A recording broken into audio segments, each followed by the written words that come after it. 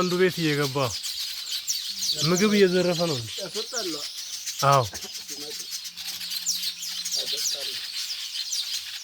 አሁን የራሷ ቤት ላይ አይደለም የገባችው። ራሱ ድብድብ ከባድ ድራማ ነው እዚህ ያለው። አባ ጩኸታቸውማ ይለያል። ቤት ለመስራት